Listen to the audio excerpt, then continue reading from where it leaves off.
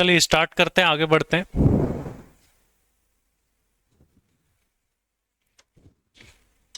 तो आज अपन CMA final direct tax का बहुत ही इंपॉर्टेंट टॉपिक स्टार्ट करने वाले हैं, जिसका नाम है इंटरनेशनल टैक्सेशन।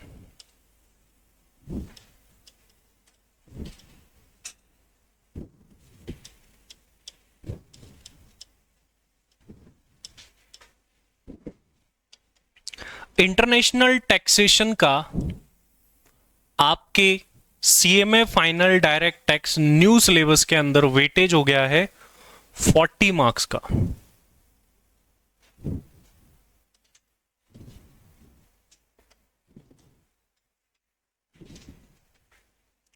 चालीस नंबर का वेटेज ये एक चैप्टर रखता है। हालांकि ये ग्रुप ऑफ चैप्टर है, इसमें छोटे छोटे जो है चैप्टर्स मिक्स होकर के इंटरनेशनल टैक्स बनाते हैं। क्या क्या आखिर अपने को पढ़ना है इसमें और किस टाइप से क्वेश्चंस आते हैं उसकी मैं बात कर लेता हूं। 40 मार्क्स के अंदर आपके 5 एमसीक्यू आएंगे और हर एक एमसीक्यू 2 मार्क्स का पेपर में अभी आया है रिसेंटली। तो 10 मार्क्स का एमसीक्यू का पार्ट होगा। मैं आपको रिसेंट अटेम्प्ट का एक बार पेपर भी दिखा देता हूं कि किस टाइप के क्वेश्चंस आए हैं अपने एग्जाम्स के अंदर।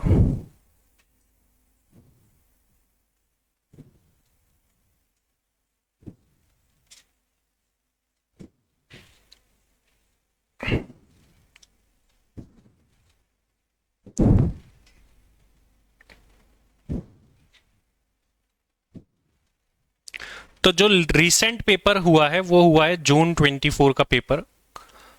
इंटरनेशनल टैक्स एक ऐसी चीज है जिसमें जनरली कोई एसएस तो चेंज होता नहीं है। तो इंटरनेशनल टैक्स काफी सालों से वैसे तो सेम ही चलता आ रहा है। मैं इसमें आपको क्वेश्चन बता देता हूं कि कितने अपने को इंटरनेशनल टैक्स से देखने को मिले। ये जो क्वेश्चन आप देख रहे हैं ये पीजीबीपी प्लस मैट का मिक्स्ड क्वेश्चन है। टैक्स निकालना है नॉर्मल प्रोविजन के अकॉर्डिंग और मैट के अकॉर्डिंग भी निकालना है। भाई क्वेश्चन को डिटेल करते हैं तब पता चलता है। ये देखो, ये जो क्वेश्चन है आप लोगों का, आप लोगों ने तो एनआर टैक्सेशन पढ़ लिया है और कैपिटल गेन, दो जगह ये टॉपिक आता है।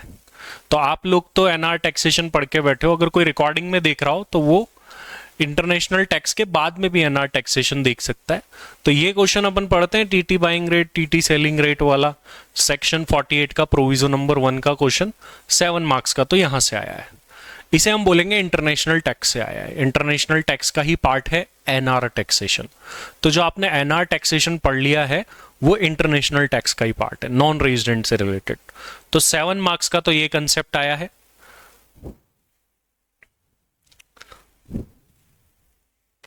ये क्वेश्चन नया सा आया, ये कहीं नहीं है, इसमें थोड़ा सा दिमाग लगाना था, आईसीडीएस का दिमाग लगाना था। तो आप लोग कभी बैठो तो सोचना, बाकी आगे जाकर के तो करेंगे।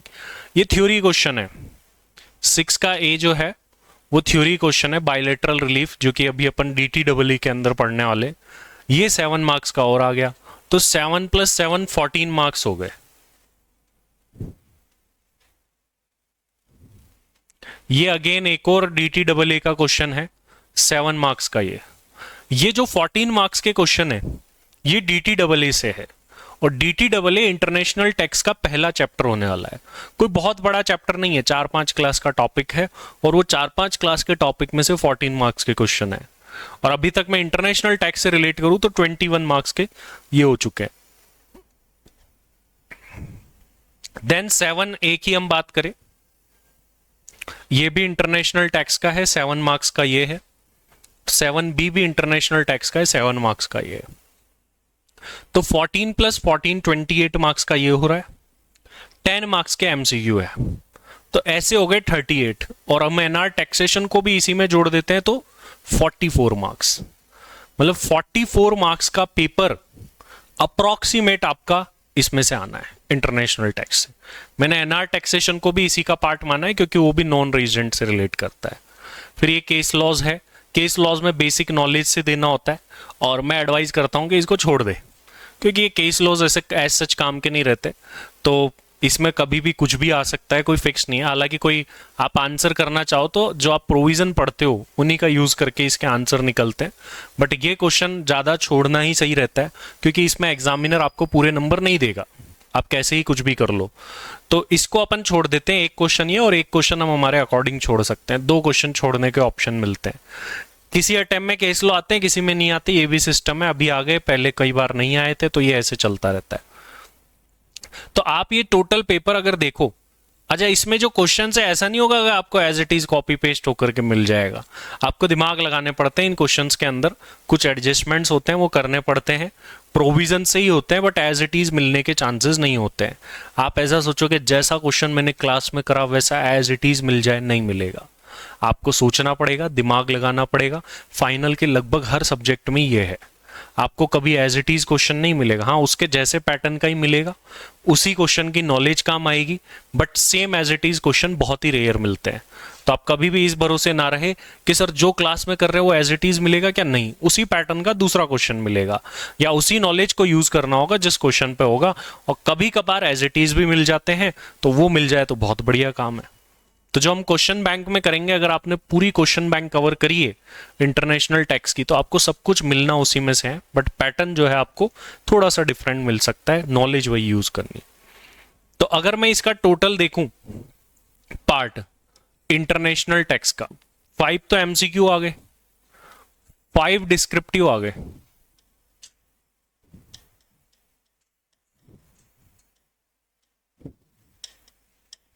35 हो गए। तो टोटल मिलाकर के ये, क्योंकि ऑप्शंस भी देने पड़ते हैं, तो इसलिए देखो वैसे तो 40 का दे रखा है, बट एग्जाम में 45 मार्क्स का आ गया। किसी को अगर पास ही होना है, एग्जाम्शन ही लानी है, तो ये अच्छा होना चाहिए। अगर किसी ने ये चैप्टर अच्छा कर लिया तो बहुत आसानी से उसके बहुत अच्छे नंबर आ सकते हैं। और ये चैप्टर भी आसान है, कोई टेक्निकल नहीं है इसमें, आप पढ़ोगे तो बोलोगे ये तो बहुत आसान सा चैप्टर है, कोई ज्यादा इसमें टेक्निकलिटीज भी नहीं है। अब जो ये 40 मार्क्स है, ये बटावा कैसे, इसको देखते हैं कि हम इंटरनेशनल टैक्स आखिर पढ़ेंगे कैसे, इसको हमने कितने पार्ट्स के अंदर बांटा हुआ है वो हम देख लेते हैं। इसके अंदर जो शुरुआती 2 डिस्क्रिप्टिव क्वेश्चन थे एनआर टैक्सेशन को छोड़कर, अगले जो 2 क्वेश्चन थे वो थे डीटीडब्ल्यूए से। ये एक चैप्टर है जो कि इसके अंदर पढ़ना है हमको। दूसरा पार्ट जो हमको इसमें पढ़ना है वो है ट्रांसफर प्राइसिंग।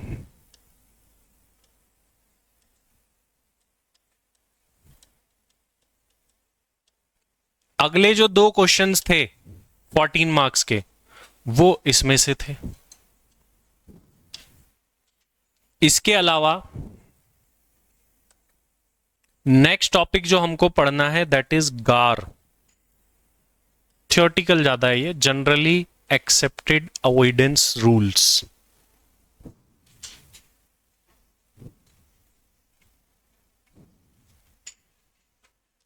इसके अलावा आप जो इस बैच में ऑफलाइन वाले उन्होंने तो पढ़ लिया है, हालांकि जो रिकॉर्डेड देख रहा है इंटरनेशनल टैक्स उसने ये चैप्टर नहीं पढ़ा है, तो उसको क्या करना है, जैसे ही ये 3 टॉपिक कंप्लीट करे वो, उसके बाद उसे एनआर टैक्सेशन देख लेना है। तो रिकॉर्डेड वाले स्टूडेंट ध्यान रखें कि आपको ये 3 पार्ट करने के बाद एनआर टैक्सेशन देख लेना है। तो ये सारा मिलकर के आपका बनता है इंटरनेशनल टैक्सेशन। इसके अलावा जोड़ना चाहे तो इसमें रेजिडेंशियल स्टेटस भी ऐड ऑन कर सकते हैं, जो भी मैंने आपको पढ़ाया है। रेजिडेंशियल स्टेटस ऐड ऑन करेंगे तो वो कभी कभार बाय चांस रेयरली वहां से क्वेश्चन आ सकता है, अदरवाइज वहां से एज सच अभी तक कोई क्वेश्चन नहीं मिला है। तो ये अपना इंटरनेशनल टैक्स का पार्ट होने वाला है। सब पार्ट अपने आप में अलग है, किसी का भी एक दूसरे से कोई लेना देना नहीं है, सब अलग अलग है। तो एक तरीके से आप ये मान सकते हो कि ये 4 चैप्टर मिला के आपके 40 मार्क्स के हैं। इसमें से भी ये तो छोटा सा 2 क्लास का टॉपिक है, ये भी 4, 5, 6 क्लास का टॉपिक था जो हमने कर लिया। अब ये बचे, इसमें भी DTAA 4-5 का ही है, मतलब मेजर कंपोनेंट है इसके अंदर। जो बड़ा वाला पार्ट है ये भी छोटा वाला पार्ट है। चलिए, तो अब अपन एक एक पार्ट की बात करना शुरू करते हैं, और सबसे पहले जो अपन बात करेंगे वो करेंगे DTAA की। DTAA के बारे में डिस्कस करते हैं कि आखिर ये क्या होता है और इसके अंदर हमको पढ़ना क्या है। तो अब हम जो फर्स्ट पार्ट स्टार्ट करने वाले हैं, चैप्टर बोल सकते हैं, जो इसके अंदर होगा वो है हमारा DTAA। DTAA का मतलब होता है डबल टैक्सेशन अवॉइडेंस एग्रीमेंट। ये फर्स्ट चैप्टर स्टार्ट कर रहे हैं। तो international tax group of chapters है और उन ग्रुप ऑफ चैप्टर में हम पहला चैप्टर स्टार्ट कर रहे हैं।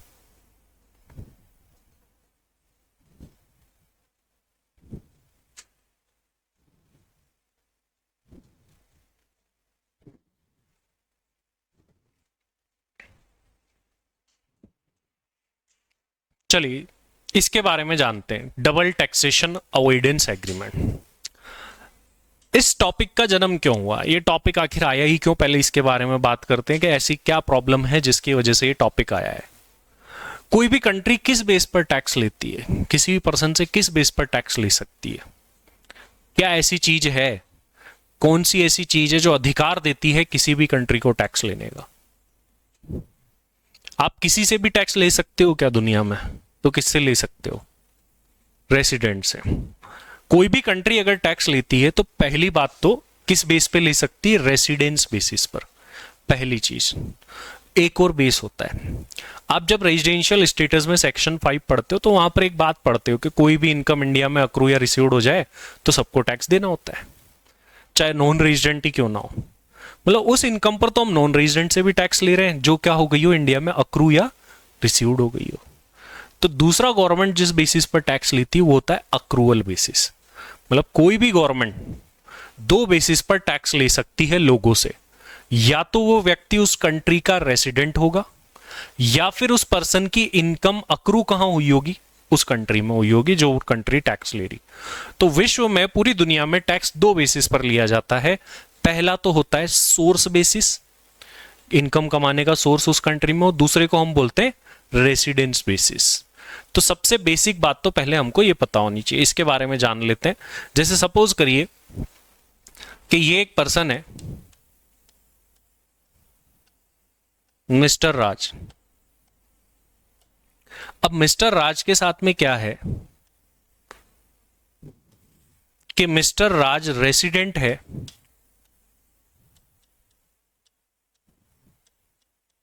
इंडिया का, और मिस्टर राज ने कोई इनकम अर्न करी यूएसए में।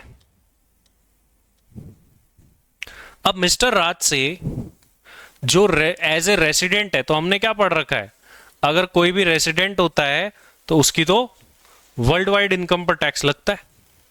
तो अकॉर्डिंगली देखा जाए तो मिस्टर राज से इंडियन गवर्नमेंट टैक्स लेगी, किस बेस पर लेगी,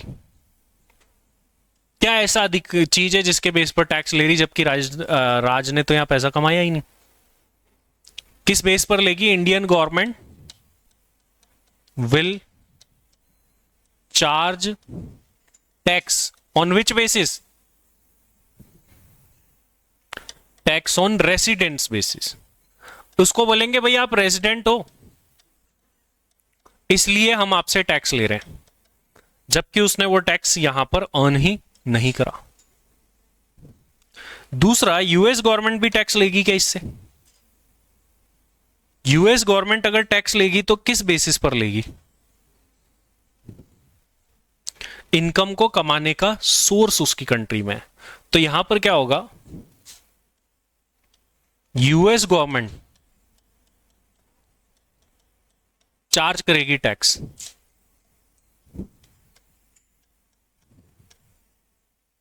सोर्स बेसिस, कि इनकम को कमाने का अर्न करने का सोर्स ही यहां पर है, तो यूएस गवर्नमेंट जो है टैक्स लेगी सोर्स बेसिस के ऊपर। अब दुनिया में इन्हीं दो बेसिस पर टैक्स लिया जाता है, इसके बारे में भी जान लेते हैं। ये तो हमने एग्जांपल से समझ लिया और फिर इसी से हमको पता चलेगी कि नीड क्या हुई। आप सभी लोग इधर ध्यान दीजिए, पहले मैं आपको नीड बताता हूं कि क्या हुई। आप सोचिए कि राज को इस इनकम पर इंडिया में टैक्स देना पड़ रहा है और इसी इनकम पर यूएसए भी टैक्स ले रहा है, मतलब एक ही इनकम पर दो दो कंट्री में टैक्स लग रहा है। जब एक ही इनकम पर दो दो बार टैक्स लगने लगे तो इसे बोलते हैं डबल टैक्सेशन।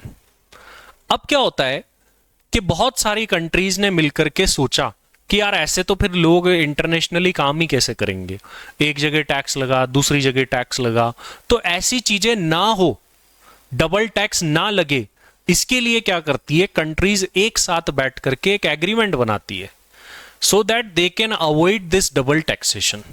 और इस डबल टैक्सेशन को अवॉइड करने के लिए जो एग्रीमेंट बनाया जाता है उसे हम क्या बोलते हैं, डबल टैक्सेशन अवॉइडेंस एग्रीमेंट।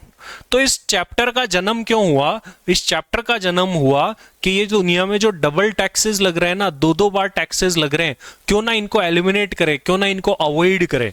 और डबल टैक्सेशन को अवॉइड करने के लिए ही इस टॉपिक का जन्म हुआ, इसीलिए इसका नाम क्या पड़ गया, डबल टैक्सेशन अवॉइडेंस एग्रीमेंट। फिर दूसरा सवाल आता है डबल टैक्स लग ही कैसे सकता है, तो ये रहा उसका एग्जाम्पल सामने। डबल टैक्स इसलिए लग जाता है क्योंकि कोई ना कोई कंट्री तो रेसिडेंट बेसिस पर टैक्स ले रही होती है और कोई दूसरी कंट्री उसी व्यक्ति से सोर्स बेसिस पर टैक्स ले रही होती है। तो इन दो बेसिस की वजह से एक ही व्यक्ति की इनकम दो अलग अलग कंट्री में टैक्सेबल हो जाती है। तो इसी को अवॉइड करने के लिए डी टी डबल ए बना। ठीक है, आप इसको नोट भी कर सकते हैं साथ में।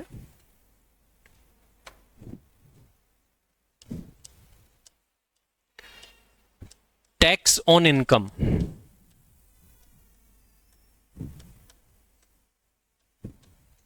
Is charged on two basis.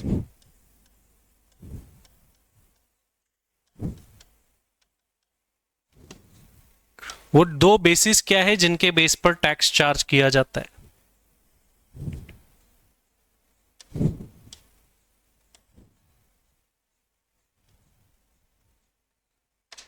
First one is source basis,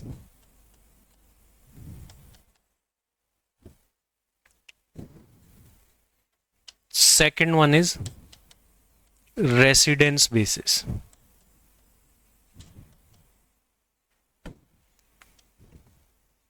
एक सोर्स बेसिस पर टैक्स लिया जाता है, एक रेसिडेंस बेसिस पर टैक्स लिया जाता है।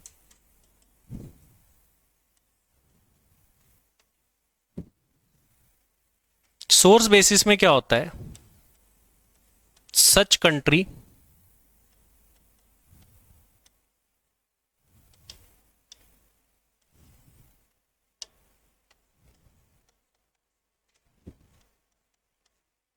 charges tax in which source of earning income exist।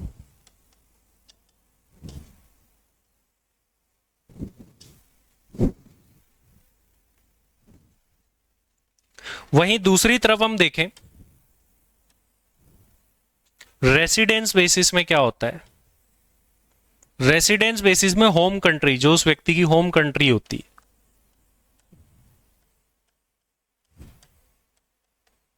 Home country को रेसिडेंस कंट्री भी बोलते हैं।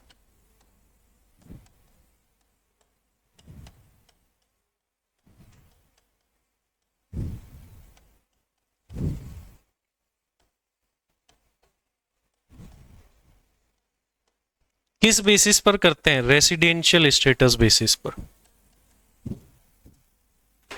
ये दो बेसिस पर चार्ज किया जाए।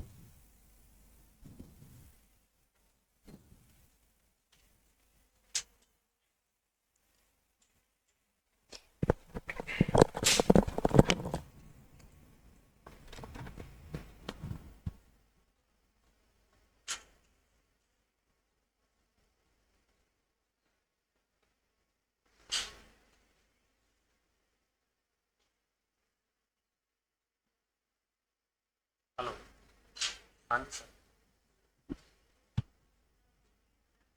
हाँ हाँ सर, ये सतनाम होंडा के पास, सतनाम होंडा, हाँ हाँ हाँ, यूटर्न होके आप वैसे गूगल पे ज्ञान सागर क्लासेस लिखोगे तो वो एग्जैक्ट लोकेशन। हाँ हाँ।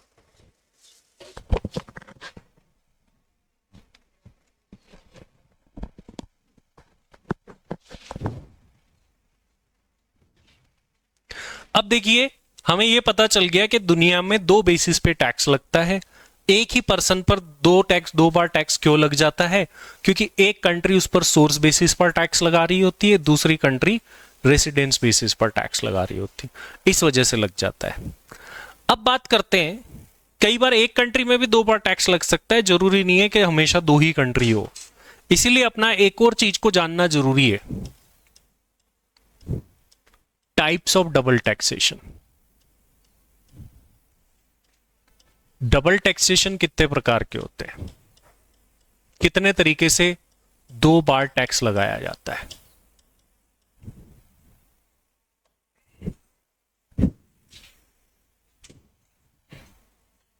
डबल टैक्सेशन कितने टाइप के होते हैं?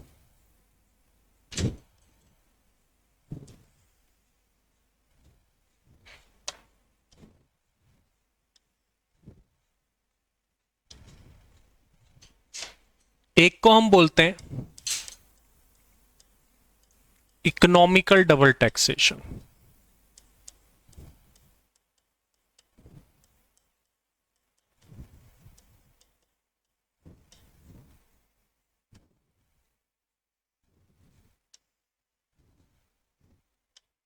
और दूसरे को हम बोलते हैं जुरिस्डिक्शनल डबल टैक्सेशन।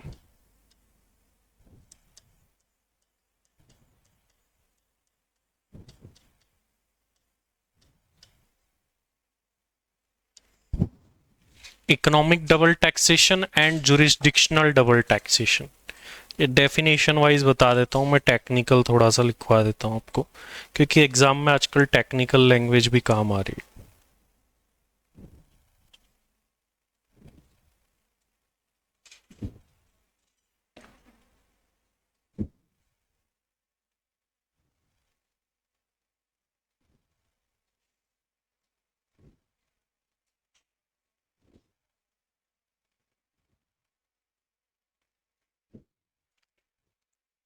देखिए, jurisdictional double taxation,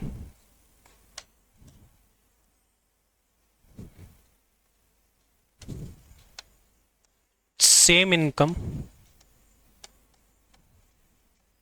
of same person is taxed twice in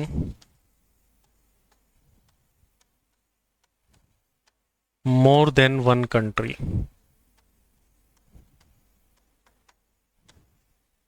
एक ही इनकम दो बार टैक्सेबल हो जाती है।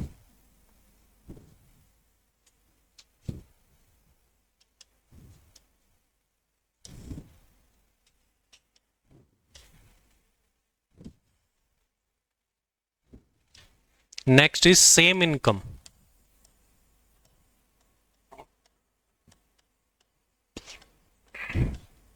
is taxed in the hands of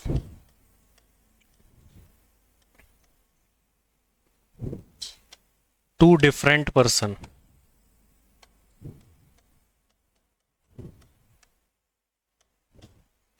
in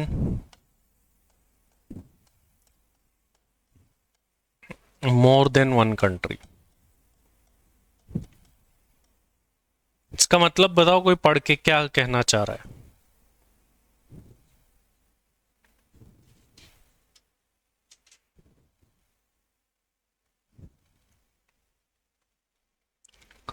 jurisdictional में क्या दिख रहा है? सेम इनकम सेम पर्सन, मतलब मिस्टर राज की इनकम पर इंडिया में भी टैक्स लग गया, यूएसए में भी टैक्स लग गया उसी इनकम पर, that is known as jurisdictional. उसके जुरिस्डिक्शन अलग अलग हो गए, देश अलग अलग हो गए, बट जो इनकम थी जिस पर टैक्स लग रहे थे वो उसी पर्सन की थी और वही सेम इनकम थी। जब एक ही व्यक्ति की इनकम दो अलग अलग कंट्री में टैक्सेबल हो रही हो, जैसे यहां हो रही थी, ऊपर एग्जाम्पल में हो रही थी, ये क्या था? Jurisdictional double taxation. But same income, different person और डिफरेंट कंट्री, वही इनकम है बट अलग अलग लोग हैं। कैसे होता है इसमें? सपोज करिए कि किसी कंपनी ने प्रॉफिट अर्न करा, तो टैक्स कौन देगा? कंपनी देगी उस प्रॉफिट। उसी प्रॉफिट को किस में बांटा जाता है? शेयर होल्डर में। डिविडेंड इनकम, पैसा तो वही है, उस पर फिर से टैक्स ले लेते हैं, किससे? शेयर होल्डर से। सेम इनकम है, ठीक है, टू डिफरेंट डिफरेंट पर्सन है, उसी इनकम पर क्या दे रहे हैं? टैक्स दे रहे हैं। बार बार टैक्स लगाया जा रहा है उस इनकम के ऊपर। वही सेम इनकम है बट टू डिफरेंट पर्संस के हैंड्स में टैक्सेबल की जा रही है। जब इनकम तो वही है बट दो अलग अलग लोगों के हैंड्स में टैक्सेबल कर रहे हैं अलग अलग नेम से। कंपनी को बोल रहे हैं you have earned the profit इसलिए टैक्सेबल, शेयर होल्डर को बोल रहे हैं यू हैव अर्न्ड डिविडेंड इसलिए टैक्सेबल। तो वही अमाउंट था बट दो अलग अलग पर्सन से टैक्स ले लिया गया। ठीक है, सपोज करो यूएसए की किसी कंपनी ने डिविडेंड बांटा इंडिया के शेयर होल्डर को, तो उस कंपनी ने यूएसए में भी टैक्स दिया और इंडिया वाला शेयर होल्डर भी उस पर टैक्स दे रहा है। This is known as economic double taxation. और जुरिस्डिक्शनल में कंट्री अलग और इनकम और पर्सन सेम होता है। इधर क्या है, इनकम सेम है बट पर्सन अलग अलग से। तो इकोनॉमिकल में same income different person, jurisdictional में सेम इनकम सेम पर्सन, ये डिफरेंस होता है। हालांकि ये थियोरेटिकल पॉइंट ऑफ व्यू से इंपॉर्टेंट है, प्रैक्टिकल में इनका कोई एज सच इंप्लीकेशंस नहीं आएगा। तो ये हो गए टाइप्स ऑफ डबल टैक्सेशन। दो प्रकार के डबल टैक्सेशन हो गए, इकोनॉमिकल एंड जुरिस्डिक्शनल। क्लियर है सभी को ये क्या होते हैं इकोनॉमिकल डबल? अब देखिए डबल टैक्सेशन को अवॉइड करने के लिए गवर्नमेंट्स क्या करती है? डबल टैक्सेशन को अवॉइड करने के लिए क्या करती है? मैंने शुरुआत से ही बताया आपको, बताओ। गवर्नमेंट क्या करती है? डीटीडब्ल्यूए बनाती है। To avoid double taxation government makes double taxation avoidance agreements. अब ये एग्रीमेंट कैसे बनाया जाए? तो ये जो डबल टैक्सेशन को अवॉइड करने के लिए एग्रीमेंट बनते हैं ना, इनके भी फॉर्मेट फिक्स्ड है, फिक्स फॉर्मेट है, उसी फॉर्मेट में बनाए जाते हैं। एक ओईसीडी फॉर्मेट है, एक यूएन का फॉर्मेट है और एक यूएस का फॉर्मेट है। ऐसे तीन फॉर्मेट्स बताए गए हैं, ओईसीडी, यूएन एंड यूएस। अब उनके बारे में देखते हैं। अगला सवाल आता है डबल टैक्सेशन अवॉइडेंस एग्रीमेंट के टाइप्स। टाइप्स ऑफ डीटीडब्ल्यूए एग्रीमेंट कितने टाइप के बनते हैं इसमें? तो डीटीडब्ल्यूए टोटल मिलाकर के तीन प्रकार के होने वाले।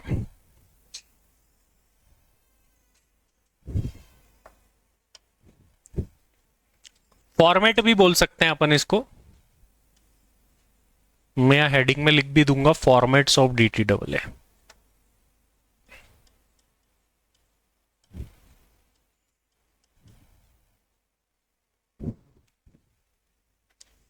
First one is OECD format.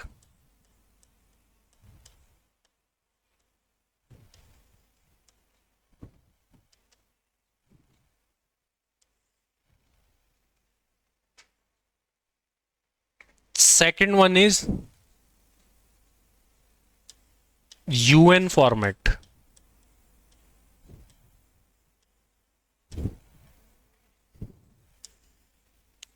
And third one is US format.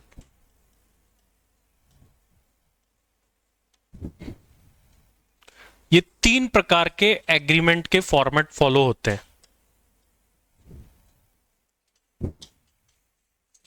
OECD format कब फॉलो किया जाता है? जब दो डेवलप्ड कंट्री के बीच में डीटीडब्ल्यूए बन रहा हो तो OECD फॉर्मेट फॉलो होता है। व्हेन डीटीडब्ल्यूए इज मेड किसके बीच में? Between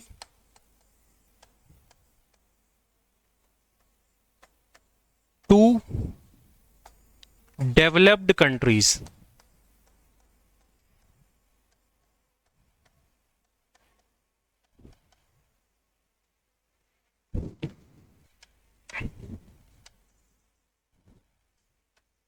second one is UN format कब फॉलो करते हैं sir?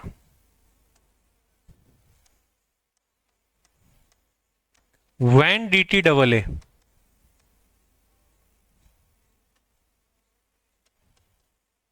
is made between developed and दूसरी है डेवलपिंग कंट्री,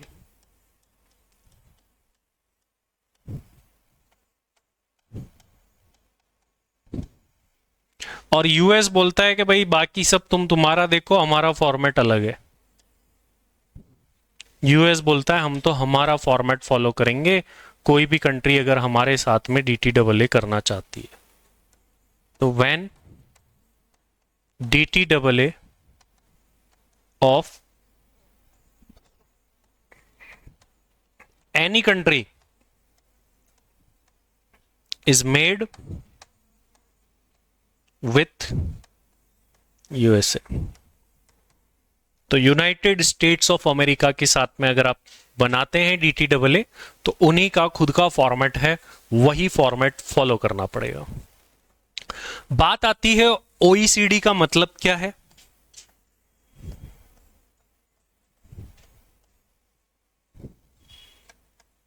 MCQ में भी पूछा जा सकता है। ऑर्गेनाइजेशन फॉर इकोनॉमिक कोऑपरेशन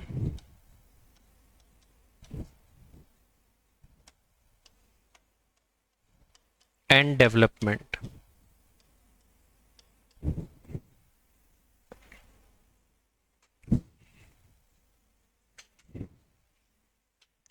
तो ये तीन फॉर्मेट है जो कि वाइल मेकिंग DTAA फॉलो होते हैं। OECD format, UN format and US format. तो अभी तक अपन देख चुके हैं, शुरुआत से देखें तो फर्स्ट ऑफ ऑल DTAA की नीड ही क्यों पड़ती है, तो काफी बार एक ही पर्सन की इनकम पर दो बार टैक्स लग जाता है, इसे हम डबल टैक्सेशन बोलते हैं। अगर इस डबल टैक्सेशन लगता कैसे है, पहली बात तो एक कंट्री सोर्स बेसिस पर तो दूसरी रेजिडेंट बेसिस पर टैक्स लगा रही होती है, इस वजह से सेम पर्सन की इनकम दो बार टैक्सेबल हो जाती है। अब इस दो बार टैक्सेबल होने वाली इनकम को, टैक्स को अवॉइड करने के लिए DTAA बनाए जाते हैं। अब वो डबल टैक्सेशन भी दो टाइप के होते हैं, एक होता है जुरिस्डिक्शनल जो कि हमारे लिए ज्यादा काम आएगा, एक ही पर्सन की इनकम सेम पर्सन की दो अलग अलग कंट्री में टैक्सेबल हो रही हो, same income but two different persons के हैंड्स में अलग अलग कंट्री में टैक्सेबल होती है, तो इसे हम इकोनॉमिकल डबल टैक्सेशन बोलते हैं। अब DTAA को अगर अवॉइड करना है तो गवर्नमेंट्स मिलकर के क्या करती है, DTAA बनाती है। जब DTAA बनाती है तो उसका भी तो कोई ना कोई फॉर्मेट फॉलो होता होगा, तो DTAA बनाने के लिए कौन सा फॉर्मेट फॉलो होता है? First one is OECD format. जब भी दो डेवलप्ड कंट्री आपस में एग्रीमेंट बना रही है तो वो क्या फॉलो करेगी? OECD format. जब कोई भी एक डेवलप्ड और एक डेवलपिंग कंट्री एग्रीमेंट बना रही है तो वो UN फॉर्मेट फॉलो करेगी, और जनरली डेवलपिंग भी यही फॉलो करेगी। जहां पर भी डेवलपिंग आ गई ना दूसरी तरफ तो ये UN वाला ही फॉलो होगा। और third one is US format, जब भी कोई US के साथ में एग्रीमेंट करेगा तो ये वाला फॉर्मेट फॉलो करना है। अब डबल टैक्सेशन को अवॉइड कैसे किया जाए भाई? अब सवाल आता है कि ये डबल टैक्सेशन का क्या इलाज है? How to avoid double taxation.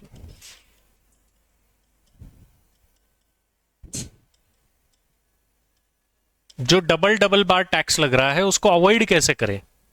तो इस सवाल का जवाब क्या है भाई? अवॉइड कैसे किया जाए?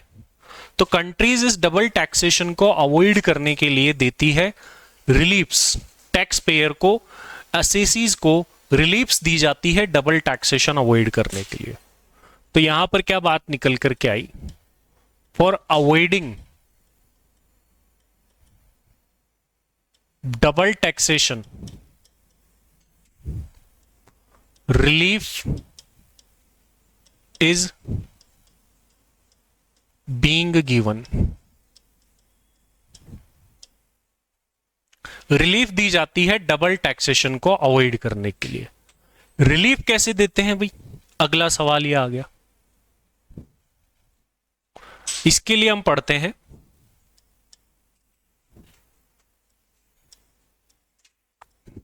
रिलीफ देने के लिए बनते हैं डीटी डबल ए, और उस डीटी डबल ए में रिलीफ कैसे दी जाती है इस पर बात करते हैं।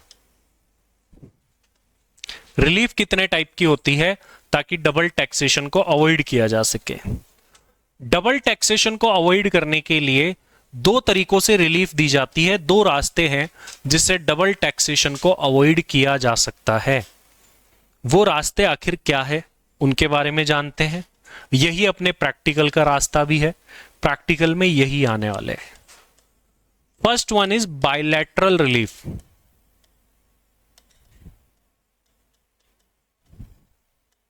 पहली होती है bilateral relief and second one is unilateral relief.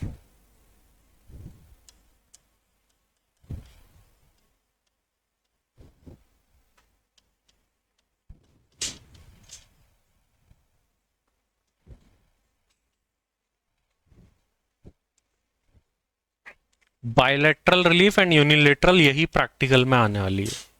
जब दो कंट्रीज के बीच में डीटी डबल ए एग्जिस्ट कर रहा है, मान लीजिए इंडिया और यूएसए की इनकम है, उनके बीच में डीटी डबल ए बना हुआ है, तो वो डबल टैक्सेशन को अवॉइड कैसे किया जाएगा? बायलैटरल रिलीफ से। When DT double A exist between two countries, उस केस में रिलीफ दी जा रही है तो उसे हम क्या बोलते हैं? Bilateral relief. लेकिन सपोज करो कि मैंने यूएसए में कोई इनकम कमाई, इंडिया में आया, इंडिया ने फिर से रेजिडेंट बेसिस पर टैक्स ले लिया, और अब इंडिया हमारा यूएसए के साथ में, इंडिया यूएसए का कोई डीटी डबल ए भी नहीं है, तो क्या होगा? तो जनरली ऐसे केसेस में जो होम कंट्रीज होती है, जो रेसिडेंस कंट्रीज होती है, वो खुद अपनी तरफ से रिलीफ देती है। एक पक्षीय, यूनिलेटरल मतलब एक पक्षीय, बायलैटरल मतलब द्विपक्षीय, जिसमें दो पक्ष होते हैं और जिसमें एक पक्ष होता है वो यूनिलेटरल कहलाता है। तो यूनिलेटरल रिलीफ में क्या होता है? जो होम कंट्री होती है वही रिलीफ देती है, एग्रीमेंट में कुछ नहीं लिखा होता। एग्जाम में ज्यादा ये आता है यूनिलेटरल रिलीफ प्रैक्टिकल में। और जब दो कंट्रीज के बीच में डीटी डबल ए एग्जिस्ट करता है तो उसमें बायलैटरल रिलीफ दी जाती है। तो इसके अंदर हो गया when DT double A among two countries exist, then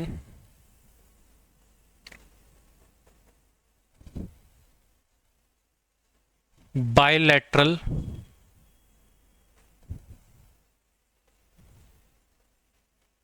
relief is given. जब डीटी डबल ए एग्जिस्ट करता है तो बायलैटरल रिलीफ दी जाती है।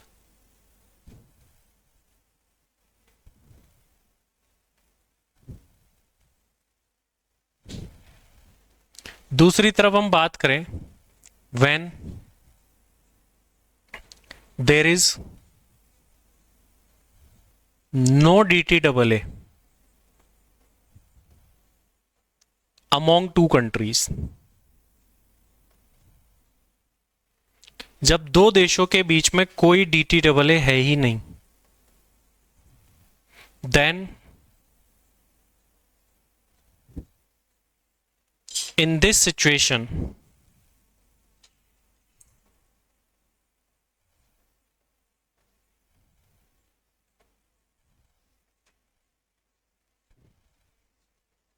home country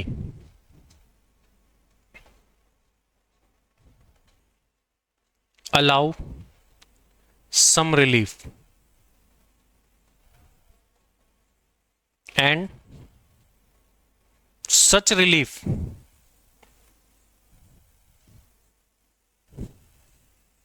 is known as unilateral relief. Unilateral relief always कौन देगा? होम कंट्री, रेजिडेंस कंट्री देगी। अगर मैं इंडिया का रेजिडेंट हूं तो इंडिया देगी मुझे, मतलब आप जिस भी कंट्री के रेजिडेंट है वो कंट्री आपको रिलीफ देती है इस सिचुएशन के अंदर।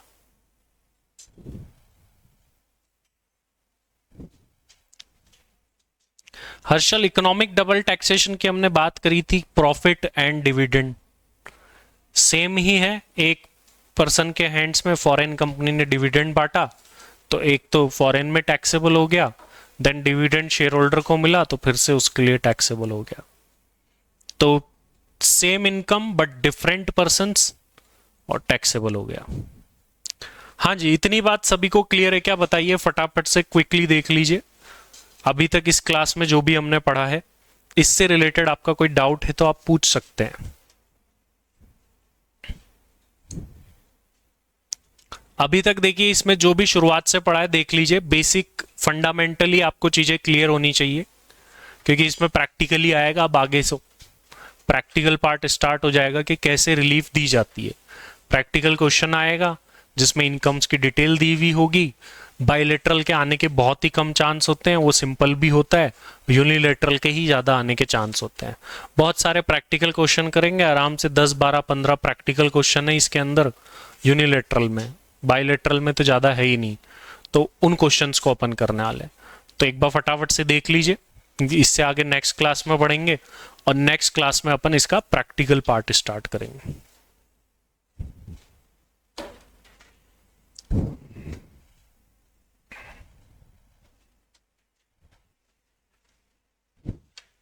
चलिए, तो आज अपन रखते हैं इतना ही, नेक्स्ट क्लास में बढ़ेंगे इससे आगे।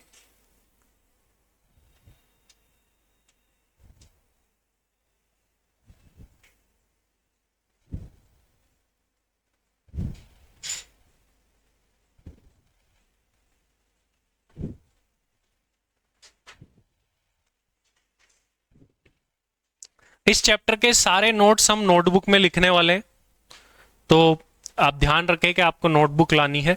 वैसे तो आपको बुक भी मिली हुई है, बट अपन इसको क्लास में भी लिखेंगे। सारे नोट्स मेरे पास लिखे हुए भी है, कुछ तो मैं आपको न्यू लिखाऊंगा और कुछ अपने पास पहले से लिखे हुए हैं जिनसे अपन पढ़ने वाले इसको। तो ये सारे नोट्स मेरे पास ऑलरेडी हैंड रिटन भी है, जिसमें अपन सारा का सारी जो नोटिंग है वो क्लास में करने वाले हैं।